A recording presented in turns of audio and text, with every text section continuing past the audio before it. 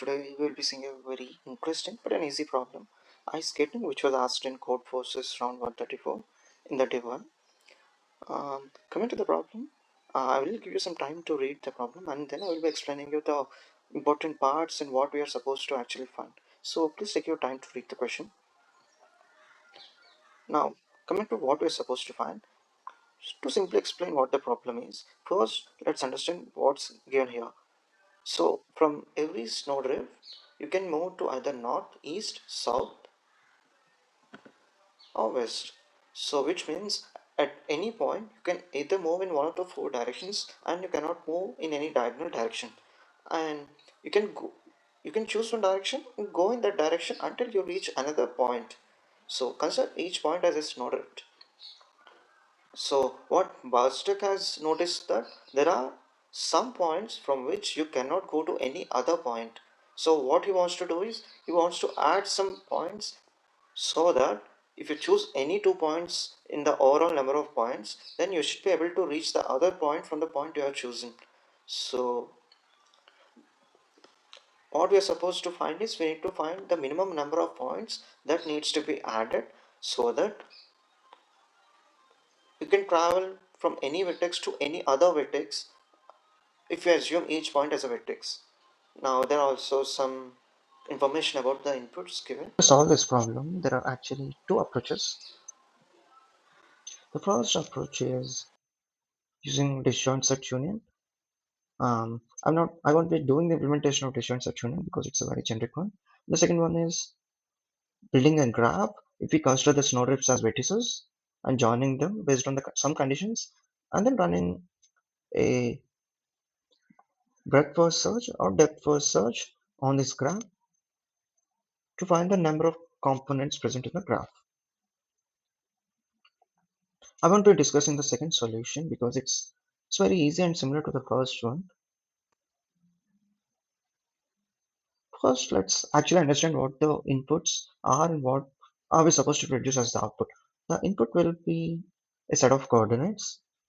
Let's say there are n points that are given to us, where each point corresponds to a snowdrift, and the output that we're supposed to produce the minimum number of points that we need to add to these n points so that all the points will be connected. Simply put, if you start from any one of the point, then just by either going in horizontal or vertical direction, you can reach any other point. So that's the output that we are supposed to find.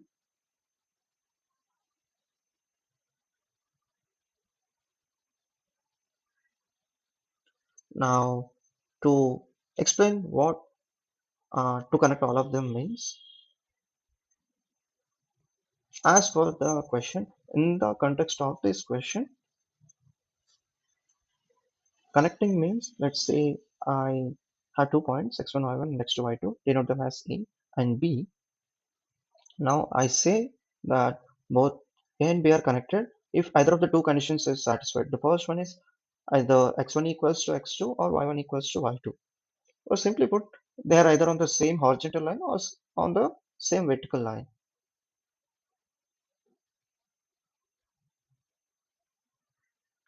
That is what I meant to say by being connected. In the context of these questions, 2 points will be connected if either of these two conditions is satisfied. Now, we'll be given n points. Explain it even more clearly, let me take another example which is not actually given in the question because the test cases that are given in the question are very small. Let me take a larger test case. Let me take 5 2 comma 5 and 4 comma 5 and 7 comma 1. When I plot these points on the xy coordinates, 1 comma 1 point, this is 3 comma 1 point, and this is 2 comma 5 point, and this is 4 comma 5 point. To bring some third cluster, let me just change the last point to 7 comma 2. Yeah. So now let me explain how this is in accordance with the question. The point 1 comma 1, 3 comma 1 can be joined because they are on the same horizontal line. Similarly, the point 2, 5 and 4, 5. But the 7, 2 point cannot be joined with any of the other 4 points. So the bottommost 2 points will form a cluster. The 7, 2 point will alone be a cluster. And the topmost 2 points will form a cluster. By cluster, I mean they are connected to each other. Now, now let me explain how to join these clusters. That is how to add additional points in order to join these clusters. Uh, in order to join the bottommost and the topmost clusters, let me add 1 point 1, 5. Let me also name the clusters as 1, second, and third cluster. Now, in order to join the first and second cluster, I placed 1, 5.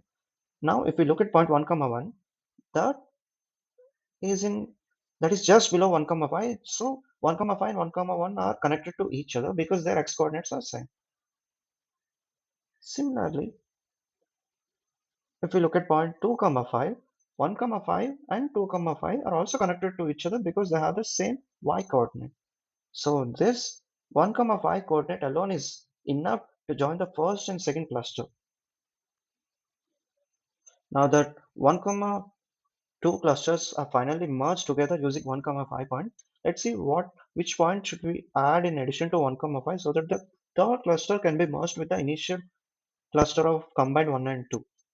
To take a point 7, 1, and if we look at point 3, 1, this 7, 1 and point 3, 1 are connected to each other because they have the same y coordinate. Yeah. If we look at point in the third cluster 7, 2, this 7, 2 and 7, 1 can be connected to each other because they have the same x coordinate. Now, using the point 7, 1, we have merged two clusters 1 and 3. Since the first cluster is already merged with the second cluster using 1, 5, now we have merged all three clusters together using. Let's actually get through the algorithm now. Let's actually get through the approaches now. The first approach, as I said, would be using disjoint set union, the algorithm. And in the disjoint set union, we have two methods. These are very generic things. The first one is find method that will find the leader of the cluster. Second one is union method that combines any point with the cluster. Coming to the algorithm, we iterate through all the points, and we will also be maintaining two unordered maps, one for the x coordinate and one for y coordinate. This is to make sure that whenever we see a new point, we'll check whether we have already seen a point which has the same x coordinate as that of the new point or same y coordinate as that of the new point. Now let's take the coordinates as input.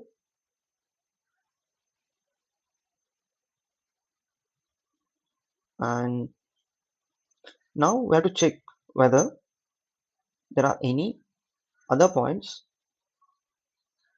with the same x or y coordinates as that of the new current point. That is to say that if the new point has x coordinate and y coordinate as the coordinates, let's call the new point as n.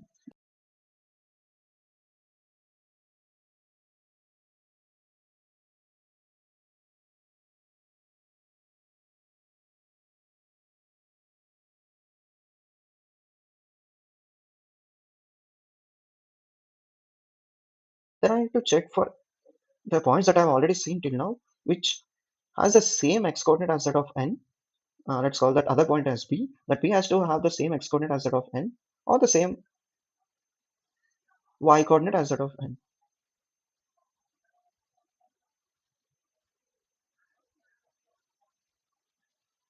Now we check in the map x that whether we have already seen that x coordinate before. If we have seen that x coordinate already, then we'll be combining this current point with the cluster. That we do this using dc.union method, where I is the current ith point. Map x of x coordinate will give you the index of the point where the x coordinate is matched. If we don't find any, then this is the first point that has this x coordinate and we mark it in the map.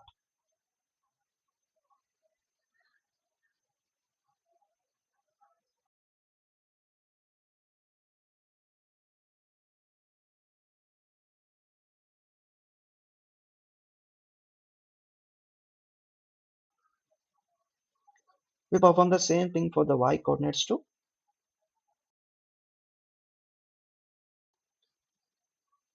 And that is the whole logic.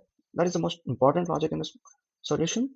And in order to find the answer, let's say we have two components, and each component will have a leader, and the characteristic of the leader is such that the parent of this leader will be same as the leader. Now let's say our answer is initialized to 0, and we first find the number of components, that is the number of clusters, by using the characteristics of the leaders. Each cluster will have a unique leader and only one leader. So by finding the number of leaders, we will get the number of components.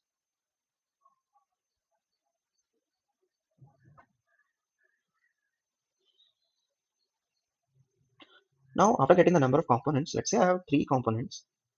In order to join these three components together, I just have to add just 2 points.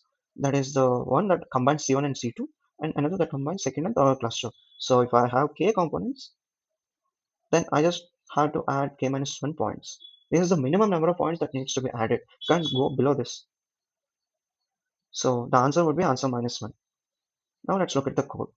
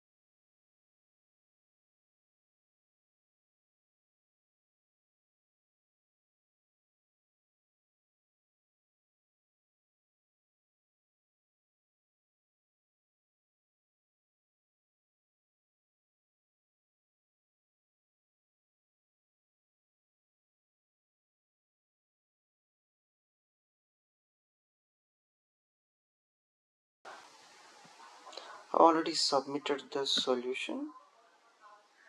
Uh, there's the same code that I explained, and you can see it got accepted.